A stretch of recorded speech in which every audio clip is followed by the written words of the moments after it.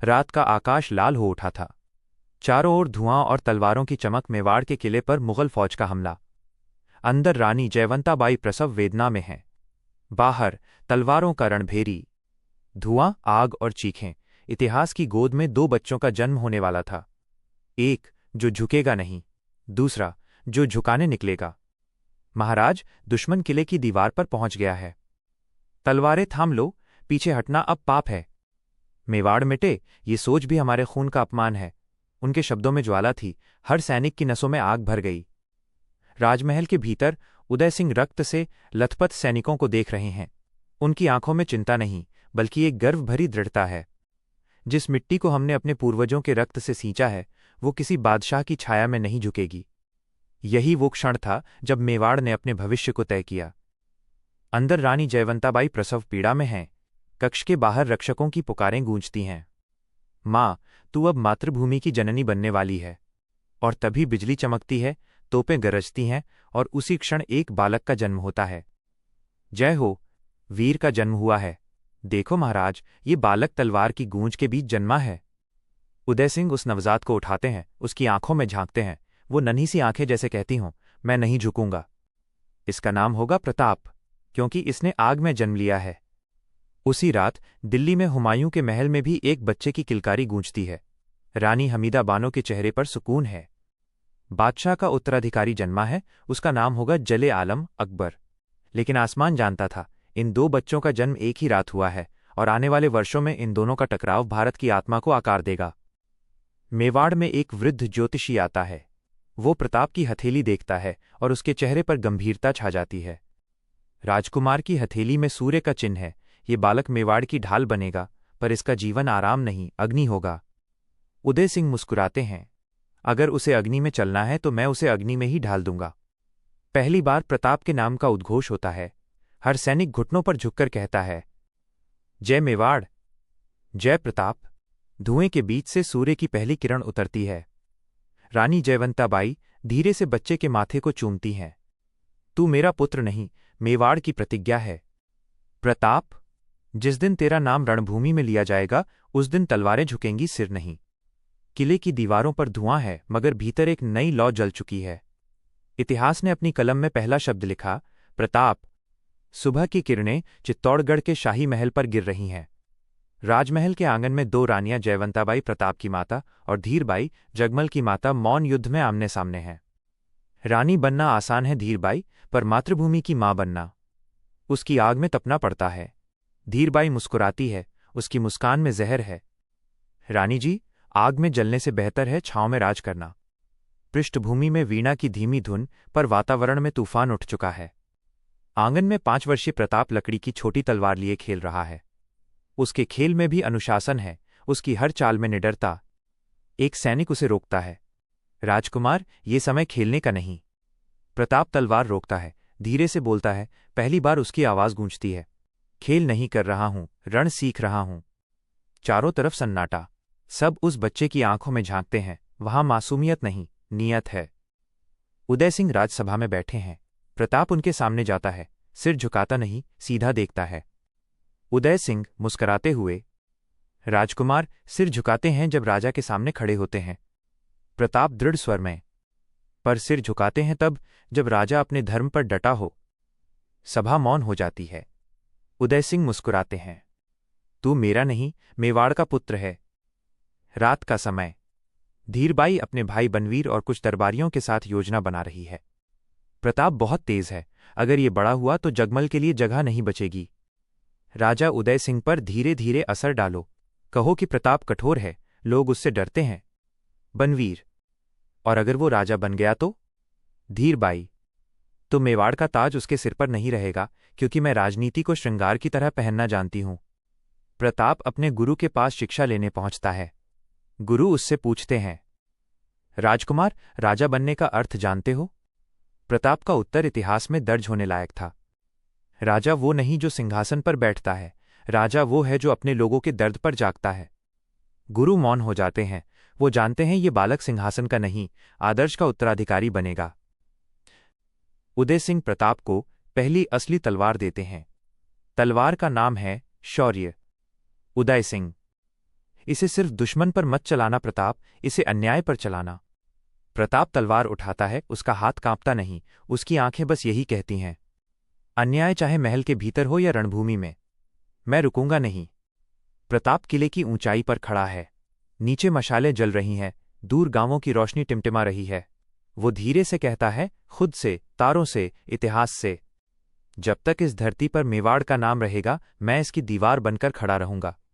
हवा चलती है, मशालें कांपती हैं, जैसे आसमान उसकी प्रतिज्ञा सुन रहा हो। जयवंता बाई उसके पीछे आती हैं, माँ की आंखों में गर्व और चिंता दोनों हैं। बेटा, राजपथ फूलों से नहीं, कांटों से बना होता है। प्रताप हंसता है, माँ, जब तलवारें साथ हों तो कांटे भी झुक जाते हैं। माँ मुस्कुराती हैं, तू झुकेगा नहीं, पर याद रख, कभी ऐसा दिन आएगा जब तुझे सिर नहीं, दिल झुकाना होगा। संकेत आगे अजबदे का आगमन। दरबार में धीरबाई के पक्ष वाले दरबारी उदय सिंह को भड़काते हैं। राजकुमार प्रताप विद्रोही है, लोग कहते हैं वो तुम्हारे आदेशों को चुनौती देता है। उदय सिंह, अगर वो चुनौती देता है तो इसलिए क्योंकि उसमें वही खून है जो मेरे भीतर बहता है। सभा स्तब्ध। धीरबाई के चेहरे पर हार की हल्की झलक। उदय सिंह सिंहासन पर बैठे हैं, प्रताप नीचे खड़ा है, बिल्कुल सीधा, आंखों में एक अटल नजर। राजकुमार, क्या तू राजा बनना चाहता है? प्रताप मुस्कराकर कहता है, नहीं पिता, मैं राजा नहीं बनना चाहता, मैं वो बनना चाहता हूं जिसके लिए लोग राजाओं को भी परखें। उदय सिंह उठते हैं, प्रताप के कंधे पर हाथ रखते हैं। आज मैंने नहीं, इतिहास ने तुझे चुन लिया है। किले के बाहर सूरज उगता है और हवा में वही वचन गूंजता है, प्रताप नाम नहीं, प्रतिज्ञा है। अरावली की तलहटी में हल्की धूप उतर रही है। प्रताप अपने सैनिकों के साथ अश्व प्रतियोगिता देखने आया है। घोड़े हवा में उछलते हैं, धूल उड़ती है, शोर गूंजता है। प्रताप शांत खड़ा है। अचानक एक नीला सफेद घोड़ा किसी तूफान की तरह दौड़ता हुआ मैदान में उतरता है। उसकी आंखों में वही चमक है जो प्रताप की आंखों में। सभा सन्नाटे में है। राजकुमार, ये घोड़ा कोई साधारण नहीं, 3 सवारों को गिरा चुका है, किसी ने इसे वश में नहीं किया। प्रताप की निगाहें स्थिर। तो फिर आज वो किसी मालिक को नहीं, अपने समान को देखेगा। घोड़ा उछलता है, रंभाता है, जमीन खोद देता है। प्रताप आगे बढ़ता है, बिना डर, बिना लगाम, सिर्फ अपनी दृष्टि से। वो धीरे धीरे पास आता है। घोड़ा उसकी तरफ देखता है, जैसे उसे परख रहा हो। प्रताप कहता है, अगर तू आज़ादी चाहता है तो मैं तेरा मालिक नहीं, साथी बनूंगा। घोड़ा शांत हो जाता है। प्रताप उसका मस्तक छूता है, और वही क्षण जहां एक युगल आत्माओं का मिलन होता है। महाराज, ये तो मानो किसी पुरानी पहचान का मिलन है। प्रताप मुस्कराता है। कुछ साथ नियति तय करती है, इंसान नहीं। रात का समय। प्रताप महल की छत पर चेतक के साथ खड़ा है। आकाश में चांदनी, हवा में स्थिरता। तेरा नाम चेतक होगा, क्योंकि तू चेतना है, वो जो हर युग को जगा देती है। घोड़ा धीरे से रंभाता है, जैसे हां कह रहा हो। गुरु रामचंद्र प्रताप को देखते हैं। राजकुमार, तुझमें और उस घोड़े में क्या रिश्ता है? प्रताप का उत्तर इतिहास में अमर हो जाता है। जब तलवार थक जाएगी तब वही दौड़ेगा, जब मैं गिरूंगा वही उठाएगा, और जब मैं इतिहास बनूंगा वो मेरी गाथा कहेगा। गुरु मौन हो जाते हैं। वो जानते हैं, अब प्रताप अकेला नहीं रहा। सुबह का समय। प्रताप चेतक पर सवार होता है, उसकी चाल में गर्व है, आंखों में ज्वाला। सैनिक पुकारते हैं, जय मेवाड़, जय प्रताप। प्रताप मुस्कुराता है, चेतक को इशारा करता है। घोड़ा हवा चीरता हुआ दौड़ता है, जैसे धरती पर बिजली गिर गई हो। कभी किसी बादशाह की तलवार हमें रोक न पाए चेतक, क्योंकि तू हवा नहीं, मेरी आज़ादी का रूप है। पृष्ठभूमि में ढोलों की गूंज, सैनिकों की जयकार और प्रतिज्ञा की आवाज। गांव के लोग प्रताप और चेतक को देखते हैं। बच्चे फूल फेंकते हैं। एक बुजुर्ग कहता है, हमने बहुत से राजकुमार देखे, पर ऐसा कोई नहीं देखा जो अपने घोड़े से पहले जनता को सलाम करे। प्रताप उतरकर उस बुजुर्ग के पांव छूता है। आपके आशीर्वाद से ही तलवारें सच्ची बनती हैं। रात में प्रताप चेतक के पास बैठा है। दोनों चुप हैं, मगर उनकी आत्माएं बात कर रही हैं। प्रताप धीरे से कहता है, आज से तू सिर्फ मेरा साथी नहीं, मेरा साया है। जब मैं थक जाऊं तू आगे बढ़ जाना। घोड़ा धीरे से अपना मुंह प्रताप के कंधे पर रखता है। चांदनी में उनकी परछाइयां एक हो जाती हैं। मैं नहीं जानता आगे क्या होगा चेतक, पर जब इतिहास हमें देखेगा तो कहेगा, राजा और घोड़ा नहीं थे वो, 2 ज्वालाएं थीं जो एक साथ जलीं। महल के भीतर धीरबाई अपने जासूसों से सुनती है। प्रताप अब चेतक नाम के घोड़े पर सवार होता है, उसे रोकना असंभव है। धीरबाई, तब वो घोड़ा नहीं, विनाश है मेरे पुत्र जगमल के लिए। उसके चेहरे पर पहली बार डर दिखाई देता है। अरावली की घाटियों में प्रताप और चेतक दौड़ते हैं। सूरज उगता है, हवा में धूल उड़ती है और प्रतिज्ञा गूंजती है। जो झुके वो राजा नहीं, जो थमे वो योद्धा नहीं, और जो अपने साथी को त्याग दे वो प्रताप नहीं। सूरज की पहली किरणें अरावली की चोटियों को सुनहरी करती हैं। महाराणा प्रताप चेतक पर सवार साधारण वस्त्रों में अपने सैनिक दल से अलग निकल पड़े हैं। न ताज न शाही परिधान, केवल एक साधारण राजपूत अपनी मिट्टी को समझने निकला। उनकी आंखों में सवाल हैं, क्या मेवाड़ अब भी उतना ही गर्वीला है जितना मेरे पूर्वजों ने छोड़ा था? राजा होना आसान है, पर जनता का दर्द महसूस करना कठिन। मैं जानना चाहता हूं कि मेरी धरती अब भी गर्व से सांस ले रही है या नहीं। धूल भरा रास्ता, खेतों में मेहनतकश किसान और दूर बच्चों की हंसी। एक गांव चेतनगढ़। लोग अपने काम में व्यस्त हैं, किसी को पता नहीं कि उनके बीच खुद महाराणा है। प्रताप उतरते हैं, पानी मांगते हैं। एक बूढ़ी औरत लोटा भर पानी देती है। पुत्र, मुंह धो लो, इस मिट्टी की खुशबू से थकान उतर जाएगी। प्रताप मुस्कराते हैं। माँ, इस मिट्टी में तो खुद भगवान बसते हैं। औरत हंसती है। तू कोई राजघराने का लगता है बेटा? प्रताप झुककर कहता है, माँ, मैं मेवाड़ का बेटा हूं, बस इतना ही पहचान है मेरी। शाम का समय। प्रताप एक किसान के घर ठहरता है। किसान थका हुआ, हाथों में छाले, मगर चेहरे पर सच्चाई। वो कहता है, बादशाह के सिपाही अनाज ले गए, अब फसल तो हमारी है, पर रोटी नहीं। प्रताप के भीतर आग जल उठती है। अगर राजा जनता की भूख न समझे तो उसका ताज राख बन जाता है। किसान कुछ नहीं समझता, बस मुस्करा देता है। उसे नहीं पता कि जो उसके सामने बैठा है वही भविष्य का महाराणा प्रताप है। प्रताप पेड़ के नीचे चेतक के पास बैठा है। हवा ठंडी है। देख चेतक, इन खेतों में खून बहा है, पसीना नहीं। जब तक ये मिट्टी फिर से मुस्कराएगी नहीं, मैं चैन से नहीं बैठूंगा। चेतक धीरे से हिनहिनाता है, मानो कह रहा हो, मैं तेरे साथ हूं। गांव की चौपाल पर रात को लोग लोकगीत गा रहे हैं। प्रताप भी वहां बैठता है, अनजान बनकर। धरती हमारी माँ है रे, इसका कण कण सोना। जो इसे बेचे वो हरामखोर, जो लड़े वही वीर राजपुताना। प्रताप की आंखों में आंसू आ जाते हैं। वो धीरे से कहता है, यही गीत मेरी तलवार की प्रतिज्ञा बनेंगे। जंगलों में प्रताप की मुलाकात होती है भील नेता भामा नायक से। भामा नायक धीर, बुद्धिमान और तीखे शब्दों वाला व्यक्ति है। राजकुमार, हम जंगल के लोग हैं। हमारे लिए हर पेड़, हर झरना स्वतंत्रता है। क्या तू भी हमारी तरह आज़ादी के लिए जी सकता है? प्रताप उत्तर देता है, अगर राजसिंहासन मुझे बंधन लगेगा तो मैं उसे भी तोड़ दूंगा। भामा नायक मुस्कराता है, तू सच में राजा नहीं, तू माटी का पुत्र है। याद रख भामा, जब मेवाड़ पर कोई गिद्ध मंडराएगा तो तेरे तीर और मेरी तलवार साथ बोलेंगे। भामा नायक हाथ बढ़ाता है। राजा और भील के बीच की ये संधि इतिहास की नसों में गूंजेगी। सुबह होती है। गांव वाले प्रताप को विदा करने आते हैं। किसान कहता है, पुत्र, जो भी तू है, रहना ऐसा ही लोगों का अपना। प्रताप झुकता है। मां, जब तक मेवाड़ के खेतों में हल चलेगा, मेरी तलवार केवल रक्षा के लिए उठेगी। आज मैंने सीखा, राज करना आसान है, पर लोगों का विश्वास जीतना युद्ध से कठिन। ये मिट्टी अब मेरी पहचान है, और जो इसे छुएगा वो मेरी तलवार का स्वाद चखेगा। प्रताप चेतक पर सवार होकर अरावली की ओर लौट रहा है। उसकी आंखों में दृढ़ता है। अब वो केवल राजकुमार प्रताप नहीं, वो बन चुका है जनता का प्रताप। चित्तौड़ का भव्य महल, दीवारों पर सोने की नक्काशी, झूमरों की रोशनी और बीच में महाराणा उदय सिंह का दरबार। महाराणा वृद्ध हो चुके हैं, लेकिन उनकी आंखों में अब भी आग बाकी है।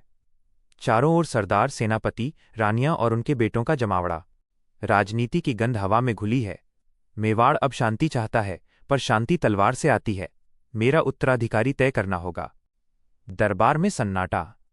धीरबाई भटियाणी के चेहरे पर एक धीमी मुस्कान। उसकी निगाहें अपने पुत्र जगमल पर टिक जाती हैं। रात का समय। धीरबाई अपने कक्ष में राजपुरोहित और कुछ वफादार सैनिकों से बात करती है। प्रताप वीर है, पर विद्रोही भी। उसे राजा बनाया तो मेवाड़ फिर युद्ध में डूब जाएगा। जगमल मेरा बेटा है और मैं उसे ताज दूंगी, चाहे इतिहास कुछ भी कहे। राजनीति में स्नेह पाप है, और ताज पाने के लिए प्यार नहीं चाल चाहिए। प्रताप अपने गांव यात्रा के बाद चित्तौड़ लौटता है। महल के द्वार पर सैनिक आदर से झुकते हैं। धीरबाई झूठे स्नेह से आगे बढ़ती है, पुत्र प्रताप, तेरी वीरता की चर्चा पूरे मेवाड़ में है। प्रताप झुककर कहता है, माताश्री, मैं सिर्फ मेवाड़ का सेवक हूं। पर प्रताप महसूस करता है इस मुस्कुराहट के पीछे कुछ और है। उदय सिंह दरबार में घोषणा करते हैं, कल अमावस्या को मेरे उत्तराधिकारी का नाम घोषित होगा। सारे दरबारी आपस में कानाफूसी करते हैं। किसी को लगता है प्रताप बनेगा, किसी को डर है धीरबाई कुछ करेगी। चांद गायब है, लेकिन राजनीति की आग जल रही है। उदय सिंह बीमार हैं, बिस्तर पे पड़े हैं। धीरबाई उनके पास बैठी है। धीरे से औषधि में कुछ मिलाती है। वो जहर नहीं, बल्कि नींद का अमृत है, जिससे उदय सिंह कुछ घंटे सोए रहेंगे और उतने समय में जगमल ताज पहन लेगा। सुबह का समय, दरबार में जगमल को ताज पहनाया जा रहा है। धीरबाई की आंखों में विजय है। सैनिक जयकार करते हैं, लेकिन तभी प्रताप दरबार में प्रवेश करता है। तलवार उसके पास नहीं, पर उसकी चाल में बिजली है। ये ताज मेवाड़ की जनता का है, किसी की चाल का नहीं। सन्नाटा छा जाता है। मैं सिंहासन नहीं मांगता, मैं वो धरती मांगता हूं जहां मेरे किसान बिना डर के हल चला सकें। अगर ये ताज जनता के खून पर टिका है, तो इसे राख कर देना ही धर्म है। उदय सिंह की आंखें खुलती हैं। वो जगमल को ताज में देखते हैं और सब समझ जाते हैं। धीरबाई, तूने राज नहीं, विश्वास खोया है। वो कमजोर आवाज में प्रताप से कहते हैं, प्रताप, तू मेरा सच्चा उत्तराधिकारी है, पर अब राजपाट तेरे हाथ नहीं, तेरे भाग्य में रणभूमि है। प्रताप झुकता है, पिताजी, ताज मेरा नहीं, आपकी दी हुई जिम्मेदारी है। मैं उसे रण में निभाऊंगा। प्रताप अपनी पगड़ी उतारता है, धरती पर रखता है। आज से मैं राजा नहीं, मेवाड़ का रक्षक हूं। वो चेतक पर सवार होता है, महल छोड़ देता है। सैनिक स्तब्ध हैं, जनता रोती है। ताज ले जाओ, पर याद रखना, सिंहासन राजाओं को नहीं, धर्मवानों को शोभा देता है। गांवों में खबर फैलती है, प्रताप ने ताज ठुकरा दिया। लोग मंदिरों में दीप जलाते हैं। एक पुजारी कहता है, जिसने राजपाट छोड़ दिया वही सच्चा राजा है। रात का समय, प्रताप अकेला है, चेतक उसके पास है। चेतक, आज मैंने राज सिंहासन खो दिया, पर खुद को पा लिया। अब युद्ध मेरा कर्म है और मेवाड़ मेरा धर्म। चेतक सिर उठाता है, मानो कह रहा हो, अब समय आ गया है राणा। दूर दिल्ली में अकबर अपने दरबार में बैठा है। उसे सूचना मिलती है, प्रताप ने ताज छोड़ दिया, मगर सिर नहीं झुकाया। अकबर मुस्कराता है, दिलचस्प है। बाकी सब राजा मेरे आगे झुके, पर वो राजपूत अब भी सीधा खड़ा है। शायद वही मेरा असली प्रतिद्वंदी है। बीरबल मुस्कराता है, जहां तलवारें नहीं झुकीं, वहां इतिहास झुकेगा बादशाह। अकबर हंसता है, पर उसकी आंखों में चुनौती है। फिर तो एक दिन युद्ध होगा, और मैं देखना चाहता हूं कौन अधिक अडिग है, मेरी सल्तनत या उसका आत्मसम्मान। प्रताप चेतक पर सवार पहाड़ियों की ओर बढ़ता है। सूरज की रोशनी उसके चेहरे पर गिरती है। उसकी आंखों में न दुख है, न पछतावा, केवल संकल्प। अब मैं किसी राजमहल का राजा नहीं, इस मिट्टी का प्रहरी हूं। दिल्ली की फिजाओं में सत्ता की ठंडी हवा बह रही है। महल की छत पर अकबर बैठा है। चारों ओर सोने की चादरें, दर्पणों में उसकी परछाई, लेकिन आंखों में शंका। दरबारियों के बीच बीरबल, मानसिंह और अबुल फजल खड़े हैं। बीरबल, जहांपना, पूरा भारत आपके अधीन है, बस मेवाड़ बाकी है। अकबर के चेहरे पर एक हल्की कठोर मुस्कान। एक पहाड़ी राज्य, एक जिद्दी राजा, और वो भी बिना ताज के। फिर अचानक उसकी आवाज भारी हो जाती है, पर वही जिद मेरी सल्तनत के लिए खतरा है। महाराणा प्रताप को झुकाना जरूरी है। रात गहराती है। अकबर अकेला है, पर उसकी आंखें जल रही हैं। उसके सामने भारत का नक्शा है, हर राज्य पर निशान, सिवाय एक मेवाड़। वो नक्शे पर तलवार रखता है। यहां की धरती पर अब तक मेरी मोहर नहीं लगी। जब तक वो झुका नहीं, मेरी सल्तनत अधूरी है। पर भीतर कहीं एक डर की परछाई है। वो जानता है, प्रताप से भिड़ना, नियति को ललकारना है। अरावली की चोटियों पर आग के मशालें जल रही हैं। प्रताप बीच में खड़ा है। चारों ओर उसके सरदार, भामा नायक, हकीम खानसूर, भीम सिंह, झाला सरदार। प्रताप, मेवाड़ पर अब दिल्ली की नज़र है। वो सोचते हैं कि तलवारों से आत्मा झुक जाएगी, पर वो भूल गए हैं, राजपूत तलवार से नहीं, संकल्प से जीता है। भील सरदार आगे बढ़ता है। राणा, जंगल तेरे हैं, लोग तेरे हैं, हमारी जान भी तेरे साथ है। प्रताप मुस्कराता है, आज से नहीं, सदियों से ये मिट्टी हमें पुकारती रही है, और आज हम उसकी आवाज बनेंगे। जंगलों में प्रशिक्षण शुरू होता है। घोड़े दौड़ते हैं, तलवारें टकराती हैं, ढोल की थाप पर सैनिक जयघोष करते हैं। धरती बोले प्रताप हमारा, हवा कहे ये वीर पुकारा। मिट्टी में है ज्वाला ऐसी, अकबर का नाम मिटे दोबारा। रात का समय। हकीम खान सूर, पूर्व पठान सेनापति, प्रताप के पास बैठा है। राणा, मैंने कई बादशाहों की सेवा की, पर तेरे साथ मैं धर्म की सेवा कर रहा हूं। प्रताप मुस्कराता है। जो तलवार सत्य के लिए उठे वही इबादत है। दिल्ली में अकबर अपने सेनापतियों को बुलाता है। उसकी योजना साफ है, वो खुद नहीं जाएगा बल्कि अपने विश्वासपात्र मानसिंह को भेजेगा। मैं युद्ध नहीं, संदेश भेजूंगा। प्रताप अगर नहीं झुका तो उसकी धरती पर लहू बरसेगा। बीरबल धीरे से, जहांपना, आप खुद युद्ध में नहीं उतरेंगे? अकबर ठंडी हंसी हंसता है। मेरा काम राज करना है, लड़ना नहीं। तलवारें मेरे लिए मरती हैं, मैं नहीं। मानसिंह मेवाड़ पहुंचता है। प्रताप के दरबार में संदेश देता है। अकबर चाहता है कि तुम उसके अधीन आ जाओ। सन्नाटा। प्रताप उठता है, धीमे कदमों से आगे बढ़ता है और तलवार को मानसिंह के सामने रखता है। ये तलवार तुम्हारे बादशाह के लिए उत्तर है। हम सिर कटवा सकते हैं पर झुका नहीं सकते। मानसिंह चुपचाप लौट जाता है। अरावली की घाटियां रणभूमि में बदल जाती हैं। हर घर से सैनिक निकलते हैं। बच्चे तलवारें छूकर आशीर्वाद देते हैं। चेतक अपने पैरों से जमीन रौंदता है। उसके भीतर भी वही ज्वाला है जो प्रताप में है। अब वक्त आ गया है चेतक, जहां बादशाहों की तलवारें टूटेंगी और राजपूतों की आत्मा बोलेगी। महल में अजबदे दीप जलाती है। वो प्रताप के कवच को छूती है और धीमी आवाज में कहती है, प्राण तो बहुतों ने त्यागे हैं राणा, पर तेरा नाम अमर रहेगा। लौटे न लौटे तू, पर तेरी वीरता लौटेगी हर पीढ़ी में। प्रताप पीछे से आता है, मुस्कुराता है। तू मेरे लिए डरती नहीं? अजबदे धीरे से उत्तर देती है। जो धरती के लिए लड़े उसके लिए डर नहीं, गर्व होता है। रात का समय। रणभूमि के पास सैनिकों की कतारें, मशालें और आसमान में तारों की चादर। प्रताप उठता है, तलवार आकाश की ओर उठाता है। सुनो अरावली की चोटियों, आज से हमारा जीवन इस मिट्टी का है। हम जीतेंगे नहीं, हम मेवाड़ को जीवित रखेंगे। सैनिक एक स्वर में चिल्लाते हैं, जय एकलिंग जी, जय मेवाड़। दिल्ली में अकबर को खबर मिलती है कि प्रताप युद्ध के लिए तैयार है। वो कुछ देर चुप रहता है, फिर धीमे स्वर में कहता है, हर कोई मेरे आगे झुका, वो क्यों नहीं झुकता? अबुल फजल जवाब देता है, क्योंकि वो मेवाड़ है और वहां राजसत्ता नहीं, आत्मा राज करती है। अकबर के चेहरे पर क्षण भर को डर झलकता है। सुबह की पहली किरणों के साथ हल्दी घाटी की घाटियां गरज उठती हैं। घोड़े सरपट दौड़ते हैं, धूल आसमान को ढक देती है। प्रताप चेतक पर सवार, कवच चमकता है, आंखों में अग्नि। उसके शब्द हवा में गूंजते हैं। आज मेवाड़ की तलवार बोलेगी और अकबर का अभिमान गिरेगा। हल्दी घाटी की घाटियां सुनहरी रोशनी में नहाई हैं। पहाड़ों पर प्रताप की सेना तैयार है। सिंह गर्जना कर रहे हैं, ढोल बज रहे हैं, घोड़ों के खुरों से धरती कांप रही है। प्रताप अपने कवच में सज्जित चेतक पर सवार है। उसके चेहरे पर अडिग निश्चय, पर आंखों में करुणा। आज मेवाड़ का भाग्य तलवार की धार पर है। पर याद रखना, ये युद्ध भूमि नहीं, ये मां की गोद है। इस पर सिर कट सकते हैं, पर माथे झुक नहीं सकते। सभी योद्धा एक स्वर में चिल्लाते हैं, जय एकलिंग जी की। मेवाड़ के किले में दीपक जल रहे हैं। हर स्त्री ने हाथों में दीप और आंखों में आंसू लिए हैं। अजबदे सबसे आगे खड़ी है, माथे पर केसर का टीका। अजबदे, हमारे वीर रण में हैं और हम यहां कमजोर नहीं।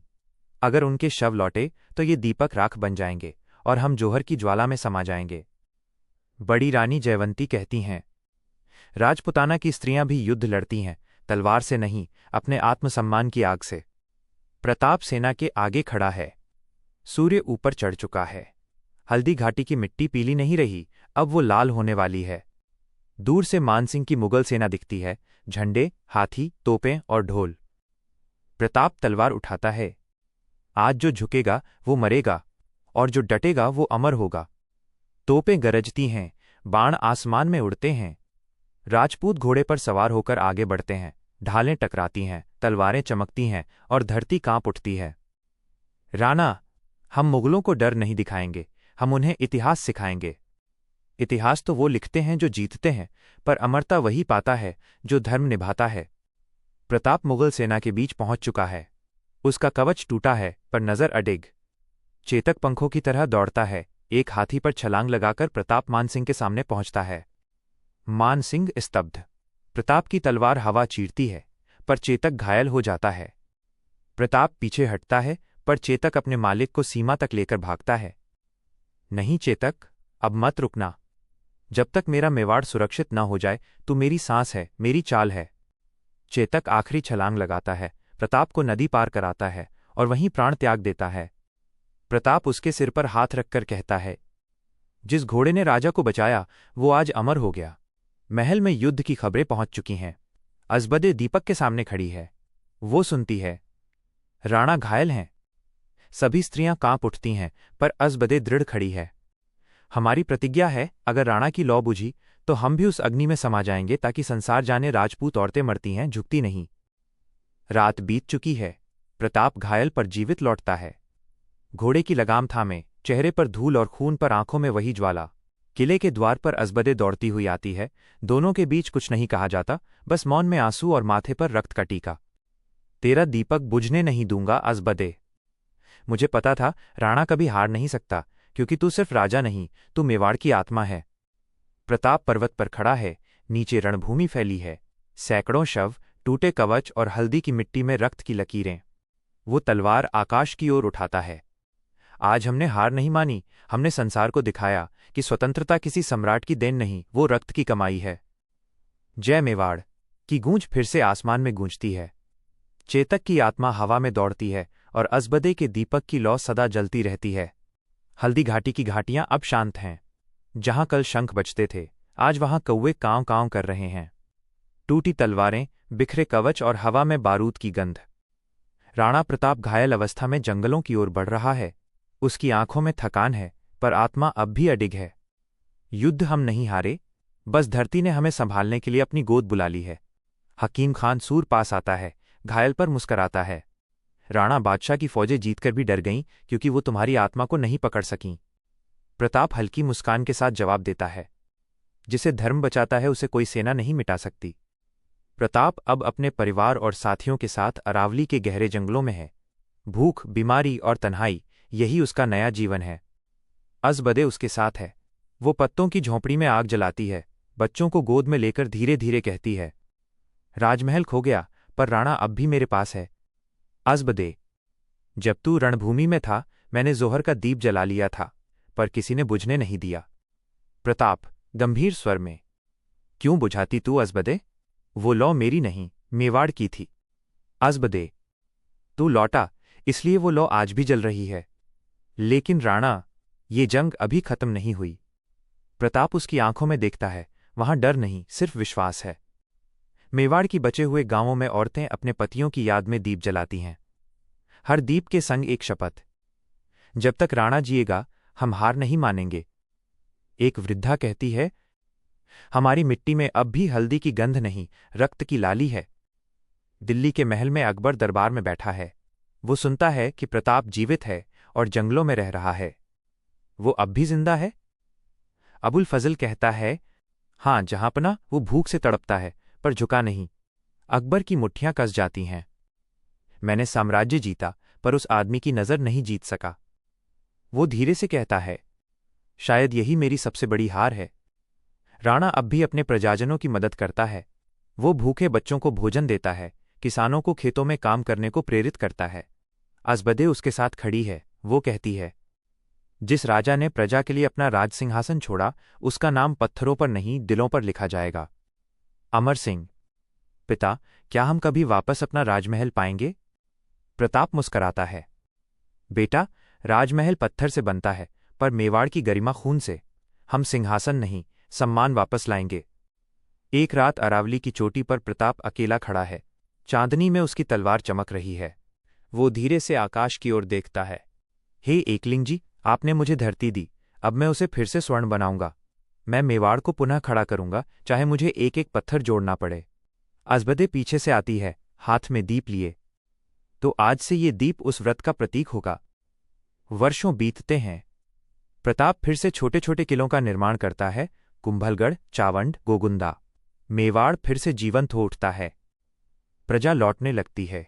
बच्चे फिर से खेतों में हंसते हैं। लोग कहते हैं, राणा भले ही बनवास में था, पर उसने साम्राज्य फिर से धरती पर उतार दिया। अज़बदे धीरे से, देख राणा, अब फिर से लोग गा रहे हैं, वो गीत जो युद्ध के बाद खामोश हो गए थे। प्रताप मुस्कराता है। गीत लौटे हैं क्योंकि विश्वास जिंदा है। रात का समय। प्रताप और अज़बदे एक छोटी झोपड़ी के बाहर बैठे हैं। चारों ओर सितारों की चमक। प्रताप कहता है, मुझे अफसोस नहीं कि मैंने राजमहल खोया, अफसोस है कि तूने भी मेरे साथ सब कुछ खो दिया। अज़बदे धीरे से उसका हाथ थामती है। राजा तो वो होता है जो अपने प्रजाजनों की पीड़ा समझे, और मैं उस राजा की रानी हूं जिसे संसार कभी हरा नहीं सका। दोनों के बीच सन्नाटा, पर वो सन्नाटा भी श्रद्धा से भरा हुआ है। कई वर्षों बाद जब मेवाड़ फिर से खड़ा हो गया, अज़बदे गंभीर रूप से बीमार पड़ती है। वो प्रताप से कहती है, राणा, अब मेरा शरीर थक गया है, पर मेरी आत्मा अब भी तेरे साथ है। अगर मैं चली जाऊं तो मेरा दीप कभी मत बुझने देना। प्रताप उसकी आंखों में आंसू लिए कहता है, अज़बदे, तू मेरे जीवन की शक्ति थी और अब तू ही मेरा व्रत बन गई है। अज़बदे मुस्कराते हुए कहती है, मेवाड़ अब सुरक्षित है, अब मैं चैन से जा सकती हूं। वो दीप की लौ को देखती है और धीरे से आंखें बंद कर लेती है। प्रताप उसकी चिता के पास बैठा है। हवा में केसर और चंदन की गंध है। वो तलवार को भूमि पर रखता है। जिस प्रेम ने युद्ध से बड़ी कसौटी पार की, वही मेरी सबसे बड़ी विजय है। सूरज की पहली किरण उसके चेहरे पर पड़ती है। प्रताप उठता है, आकाश की ओर देखता है। अज़बदे, तेरे दीप की लौ अब मेरे दिल में है। जब तक ये जलेगी, मेवाड़ अमर रहेगा। जय एकलिंग जी की गूंज फिर से अरावली में गूंजती है। जंगलों में प्रताप का स्वर फैलता है और इतिहास में लिखा जाता है, जिस राजा ने हारकर भी जीता वो था महाराणा प्रताप। सालों बीत चुके हैं। अरावली की चोटियां अब भी उतनी ही गर्वीली हैं, पर महाराणा प्रताप के बालों में सफेदी उतर आई है। चेहरे पर झुर्रियां हैं, पर आत्मा अब भी तलवार की तरह चमकती है।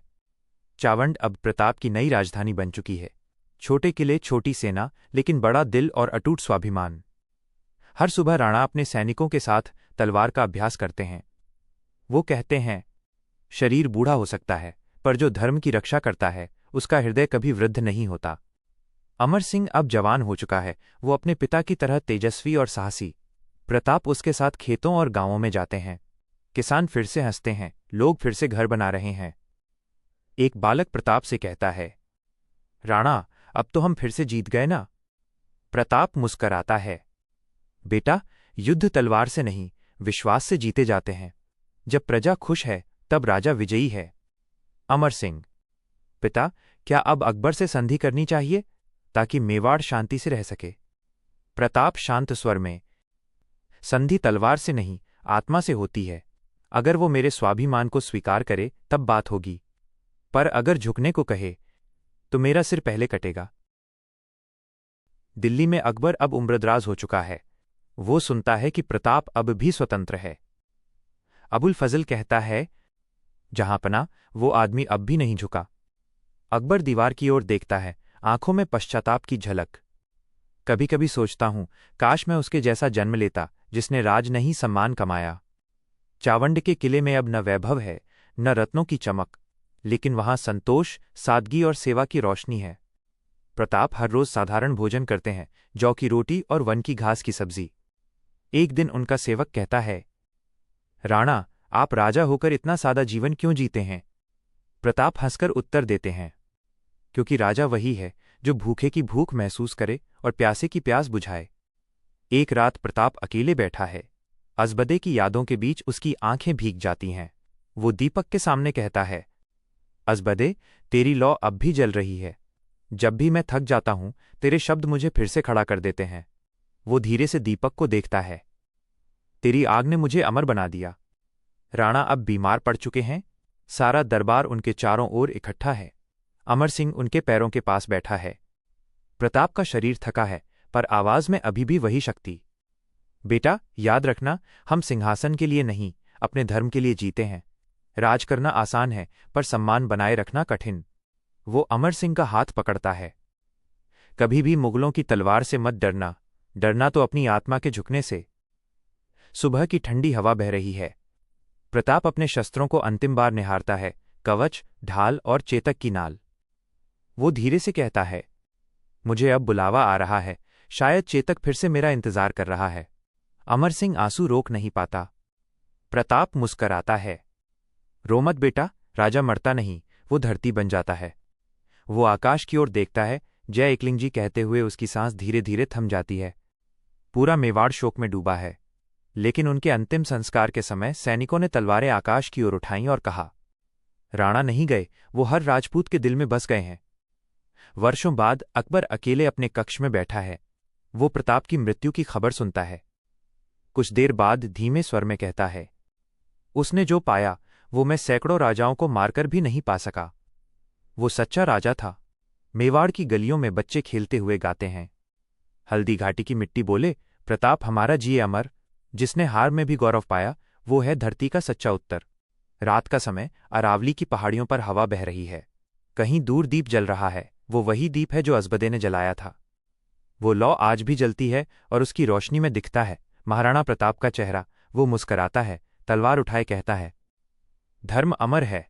जब तक भारत की मिट्टी सांस लेती रहेगी मेरा नाम जीवित रहेगा। जय मेवाड़, जय एकलिंग जी की गूंज फिर से इतिहास में अमर हो जाती है। अरावली की घाटियों में आज फिर से सूरज उगा है। लेकिन आज की रोशनी कुछ अलग है, क्योंकि ये राणा प्रताप की नहीं, उनके आदर्शों की सुबह है। अमर सिंह अब मेवाड़ का उत्तराधिकारी है। राजसी वस्त्र नहीं पहनता, वो पिता की तरह साधारण वस्त्रों में ही दरबार लगता है। प्रजा के बीच जाता है, खेतों में उतरता है, सैनिकों के साथ भोजन करता है। वो कहता है, मैं प्रताप का पुत्र हूं, राजा नहीं, मेवाड़ का सेवक हूं। चावंड किले के प्रांगण में अमर सिंह और सभी सेनापति इकट्ठे हैं। एक दीपक जल रहा है, वही दीप जो प्रताप के अंतिम संस्कार के बाद बुझाया नहीं गया। अमर सिंह हाथ जोड़कर बोलता है, ये दीप केवल प्रकाश नहीं, हमारे स्वाभिमान की लौ है। जब तक ये जलेगा तब तक मेवाड़ झुकेगा नहीं। सभी सैनिक एक साथ बोल उठते हैं, जय एकलिंग जी की, जय राणा प्रताप। भीम सिंह, राजकुमार, अब अकबर से संधि की बात फिर उठ रही है। अमर सिंह दृढ़ स्वर में, अगर संधि होगी तो स्वाभिमान के साथ होगी। मैं पिता के आदर्शों से समझौता नहीं करूंगा। उन्होंने जो मशाल दी है मैं उसे और ऊंचा ले जाऊंगा। अमर सिंह के शासन में गांव फिर से बसने लगे हैं। नदियों के किनारे मंदिरों की घंटियां बजने लगी हैं। असबदे का नाम लेकर महिलाएं गीत गाती हैं। राणा की रानी, दीपक सी शुद्ध जिसने प्रेम को धर्म बनाया और विरह में भी शक्ति जगाई। दूसरी ओर दिल्ली में अकबर अब बूढ़ा हो चुका है। वो अपने महल के एकांत में बैठा है, जहां कभी संगीत, नृत्य और शानो शौकत थी, अब बस सन्नाटा है। अबुल फजल धीरे से आता है और कहता है, जहांपनाह, मेवाड़ अब भी स्वतंत्र है।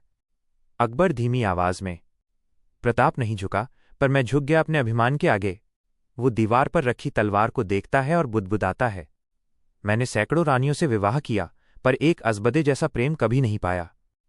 रात में अमर सिंह को एक सपना आता है। वो देखता है, एक दीपक जल रहा है और पास में एक स्त्री खड़ी है, सफेद वस्त्रों में मुस्कराती हुई असबदे। वो कहती है, अमर, तेरे पिता ने जो वचन निभाया अब तू उसे इतिहास बना। ये धरती अब भी प्रतिज्ञा की साक्षी है।